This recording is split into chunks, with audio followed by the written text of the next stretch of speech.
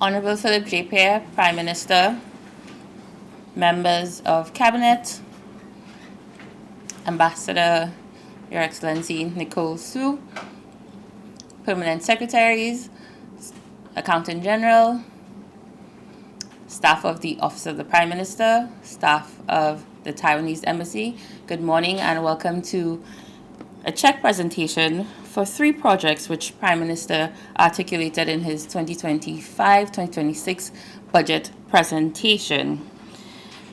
I think a few people will be very happy today since we have a check donation for the Sufra Senior Citizen Daycare,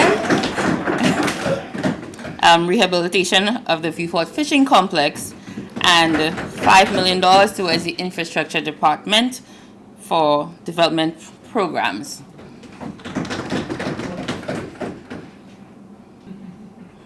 I would like to call on Your Excellency Nicole Su to provide some remarks. Ambassador.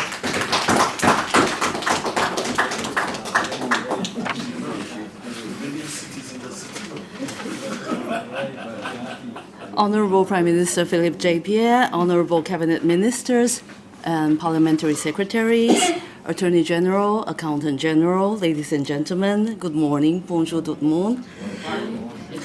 It is my great honor to be here again at this Cabinet room this morning. First and foremost, on behalf of the people and the government of the Republic of China, Taiwan, I'd like to express our most sincere appreciation to the unwavering support extended by your government for our campaign to participate in the mechanisms and activities of the World Health Organization.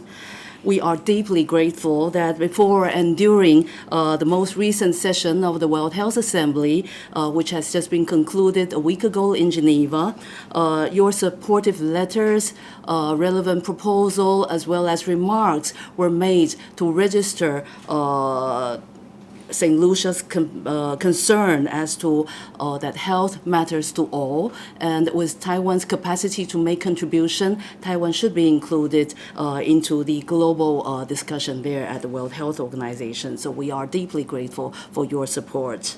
Indeed, all should be involved, and Taiwan is honored to be involved here in St. Lucia in your endeavors to further strengthen the social welfare system and vital infrastructure for the people of St. Lucia to enjoy. During the previous 2 occasions when I was here at the Cabinet Room, I was able to learn the CDP, the Constituency Development Program, has been able to make positive impacts on the people's daily life. And today I thank you for this opportunity for Taiwan to further engage in 3 more essential projects which will also significantly improve the daily life of the people of St. Lucia. Among the 3, the first project is the Sufra Senior Daycare Center. We're happy to support your plan to build this facility to provide senior citizens of limited capacity the much needed care. Not only that, we also look forward to seeing that the center will further provide other services including health and nursing consultation, therapeutic and social activities, as well as companionship for other senior citizens in Sufria. The second project is the Viewport Fishing Complex. We're also very happy to support this rehabilitation project because the fish market is where fisherfolks, the consumers, and the vendors meet. It is therefore essential the security and the safety of the infrastructure as well as the public health standard will be well upgraded so that the economic activities of the community can continue to develop. The third item is the initiative on small infrastructure projects. It is our great pleasure to support this project because under this initiative, at least 260 renovation and refurbishment works on community facilities will be conducted. And not only that, we are also very much impressed to learn that with this initiative, it is estimated that around 700 employment opportunities will be provided to the local community during the project project time. So it is our great honor to be able to support these projects. And I'm happy to share with you that these efforts of yours to put people first resonate and echo the very aspiration that we have in Taiwan, that is to make our world a more sustainable one with compassion and equity. However, these values and aspirations require efforts to defend them and to cherish them because they're facing challenges. For example, in certain other countries, they boast their policy of global development initiative or their strategy of accelerating development. But let's review these policies carefully and perhaps in detail. When those countries boast development as priority, is it not at the price of people first? So it is worrisome that for those countries, the development of the state comes first, and the human rights and dignity of the people, unfortunately, are placed second. So for this reason, we, the democratic allies, should stand firm and defend our cherished values. St. Lucia is a strong advocate for the principle of equity and for the respect for human rights and freedom and democracy. And Taiwan is very honored to partner with you and work alongside with you to pursue a better world for equity and social justice. On a personal note, today marks the official start of my 5th month here in St. Lucia. I must report to you that I have been enjoying very much the Lucian hospitality. People have been amazingly friendly and welcoming and eager to say hi to me on the streets, in the restaurant, at the market, and even by the beach.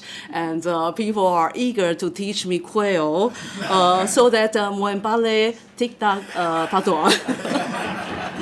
I'm truly impressed and feel extremely privileged to be able to enjoy the Lucian hospitality.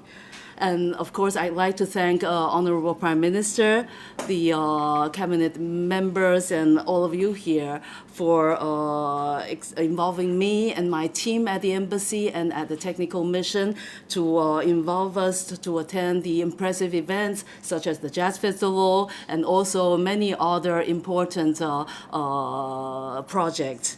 Through these exercises, I feel that we are able to explore more opportunities to further collaboration between Taiwan and St. Lucia. So in closing, I'd like to once again express our Taiwan's continued commitment to the government and the people of St. Lucia, and we look forward to further collaboration with you. Thank you very much. Merci un peu.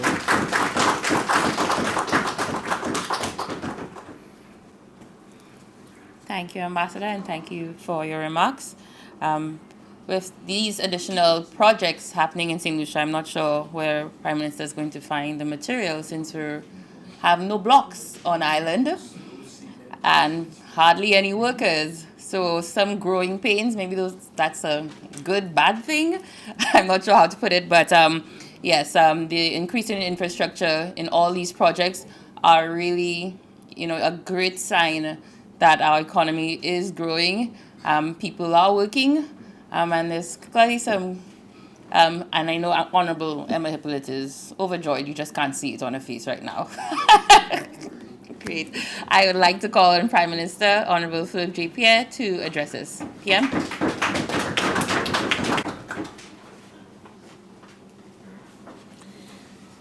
Thank you very much, Mondi, Ambassador.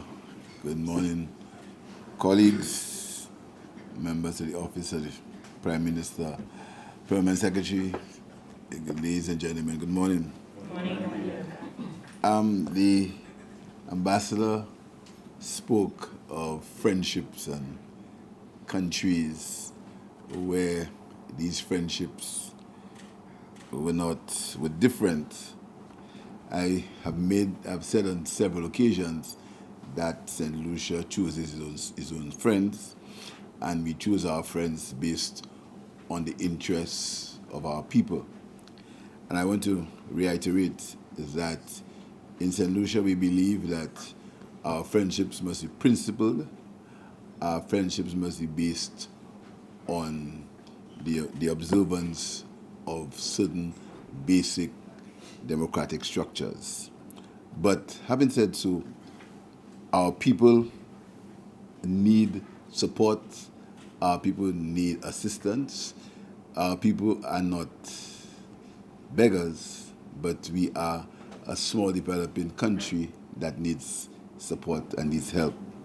So we really appreciate any country that wants to help us in a principled way, help us in a way that we continue to maintain our self-respect. And this is why we appreciate the support of the government and people of Taiwan, in that we need to be able to work together with our friends. And the projects this morning, a manifestation of how we're going to work together for our friends. If you look at them individually, all of them are people-centered. All of them will support the people of St. Lucia, particularly the project in Soufrière. And it's by no coincidence it's in Soufrière. I will not open up what's happening in Soufrière as compared to what's happening in other parts of the country. I always remind I have a constituency too. But having said so, especially the help the elderly in Soufrière, I think it's a very progressive project, and it's needed. And we should really try to open a few more of these centers all over the country, because people are just left on their own. No one to take care of them. The loneliness, the frustration that people go through. And when this government, and we have short memories, it's actually this government that put the elderly people at the forefront when we began the home care program. And this is actually, the history of St. Lucia, the history of what this government has done must be documented. It was this government that started the elderly care program, and we're going to expand it, in that we're going to expand that care to weekends very shortly for the SSDF coming through the Ministry of Equity, where we get care for these elderly people on weekends. So this project in Soufrière is relevant, it's people-centered, and then we hope to be able to have it in other parts of the country. The second project, which is the fisheries complex in Vieux-Fort, I really urge the Ministry of Agriculture to begin work on this project immediately. I know that the member for Soufrière has been ahead of the ball. Even before she knew she was getting money, she had put it in my office, almost forcing it down my throat, telling me, here is it, you must do it, you know what I mean? And thank the Taiwanese for that. So I know she's way ahead of her time. But I want the Ministry of Agriculture to really begin the processes of getting that fisheries complex repaired. It's something that we must do urgently. We need to do it now, the urgency of now. So I want to tell the Minister of Agriculture, as soon as he leaves there, to go to his office, to make sure that he gets his office to get this project going. This project must begin as soon as possible.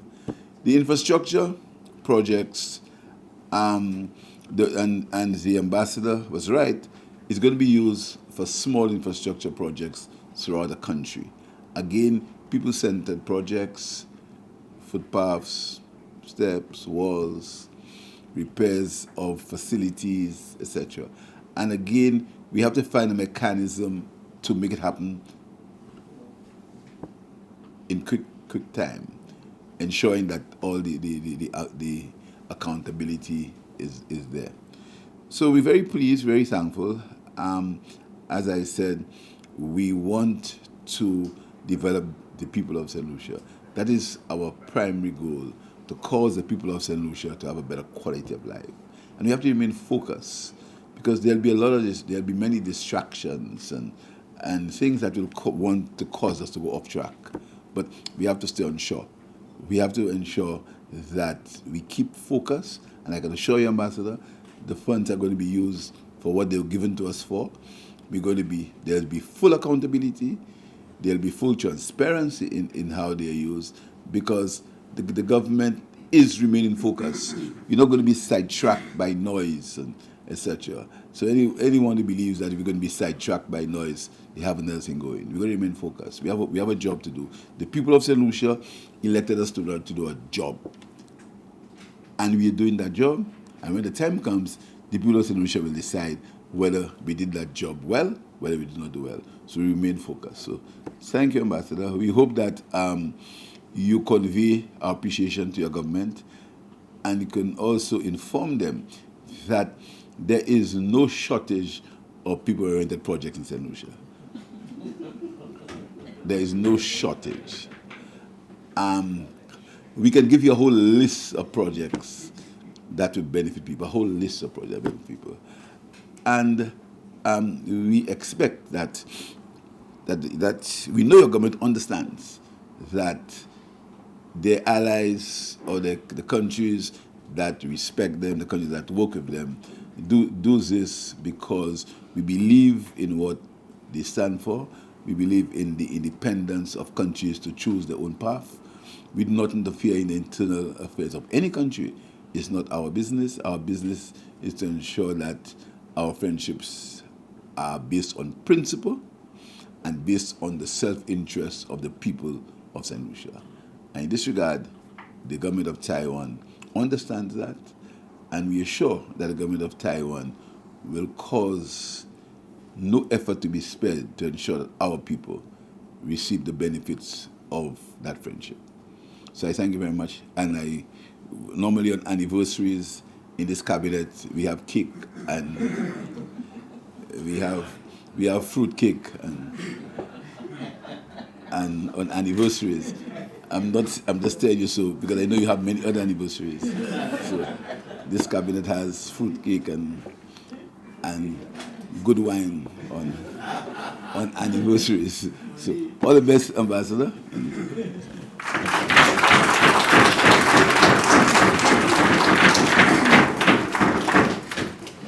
Thank you, Prime Minister. And Cabinet Ministers, I hope you all got the hints. PMS now specified fruit cake,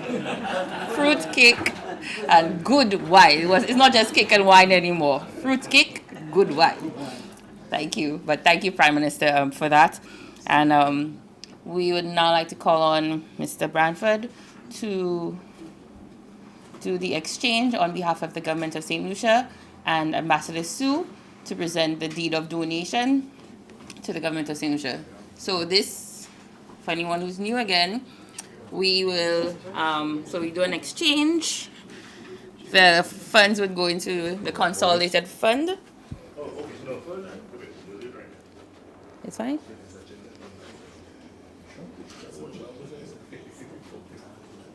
Right, so Accountant General will receive the fund. Oh, that's right. And a receipt from the Treasury where the funds will be deposited into.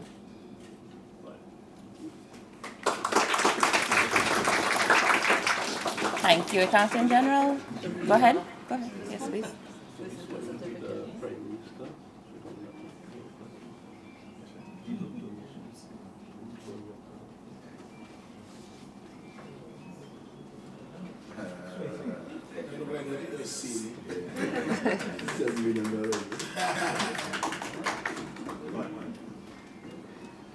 All right.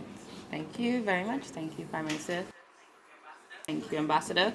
I would like to call on Permanent Secretary in the Department of Economic Development and the Youth Economy to give the vote of thanks and also a thank you letter to the government and people of the Republic of China, Taiwan. Ambassador Su, you want more? You reading this, right? Yeah. Okay. No, thank you.